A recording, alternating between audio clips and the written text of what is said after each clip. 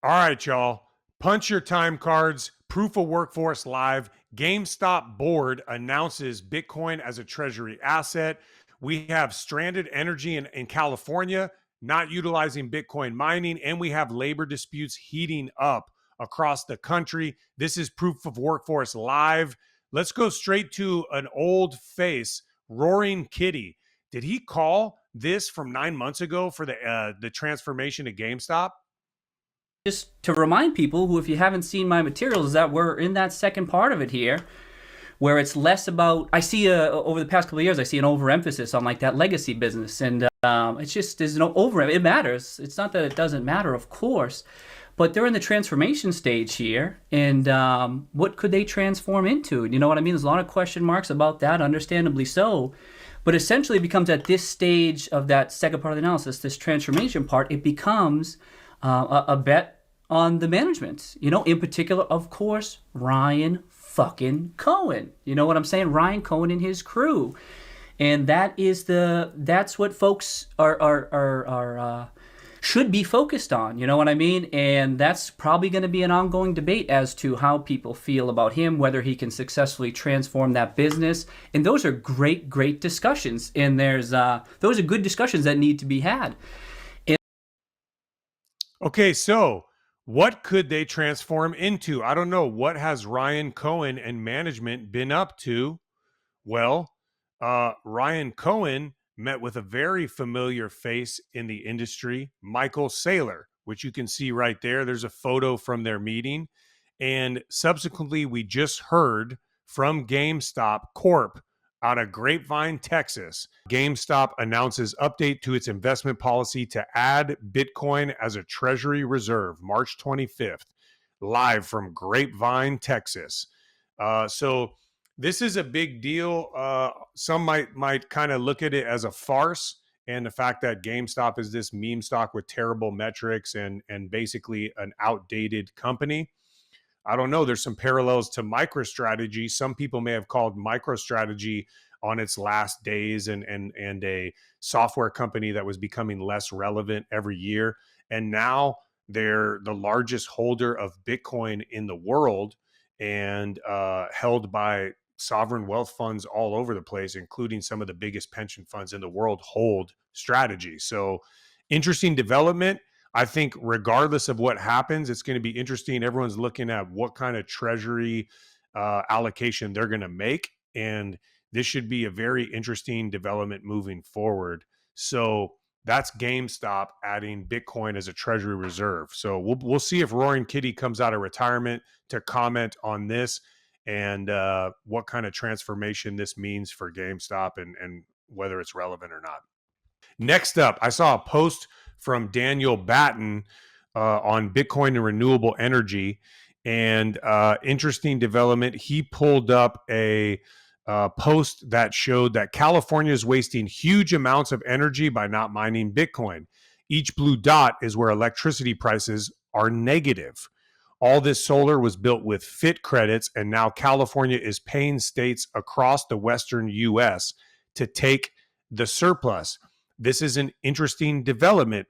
Also, this ties into something we talked about last week, which was many of the private sector side investors of renewable energy, such as BP, are pivoting and they're shunning renewables in a return to oil and gas, which obviously has been further incentivized by the new administration in the White House. So, California, a state that's invested a ton of money into the energy transition and renewable energy, right? They're sitting on negative energy prices. You got to verify what Daniel Batten said, but he's pretty good on getting his facts straight. And they're now paying other providers to take this. It makes you wonder about Gavin Newsom's recent trip to Sonora, Mexico, where they unveiled a new climate partnership with the state of Sonora, Mexico. And you got to wonder, is this to kind of pick up the pieces of many private side investors pulling out of renewables? So if you have a public private partnership and the private side pulls out and the public side, which is the state, stays in, who is going to bear the losses if that investment doesn't pan out? The answer is the public is, the taxpayer, the workforce, the pensions. So it's an interesting thing to think about. Bitcoin mining is pretty much non-existent in the state of California. It's existent in other states like Texas. There are miners that mine 100% with renewable energy. I know CleanSpark is one of those that operates on that wavelength. And so you got to wonder, is there an opportunity to salvage renewable investments and actually further energy transition by bringing miners to take advantage of some of this stranded energy that it seems like is being paid to get offloaded? Very interesting development, and it'll be interesting to track how the investments in energy transition move forward with the new administration. Proof of workforce update. What's going on with unions around the country? First, an article from Cal Matters. Um, we saw an interesting article where unions asked California to play a more powerful role in labor disputes, and a bunch of unions are supporting an assembly bill that basically places labor dispute complaints in the hands of the PER board, which is the Public Employee Relations Board of California, to weigh in on these if the National Labor Relations Board, the federal board, doesn't give an effective response or remedy within the time frame. What this means boiled down is there's definitely transition happening at the National Labor Relations Board. Some might argue people being put in place as unfriendly to labor. And so labor is asking California to play a larger role in these labor disputes to potentially circumvent a more hostile National Labor Relations Board, especially as we're dealing with a lot of federal layoffs, with some of those impacting California as well. So that's interesting. Additionally, we have an article that basically a federal judge out of San Francisco says that unions can sue over Trump's mass firings.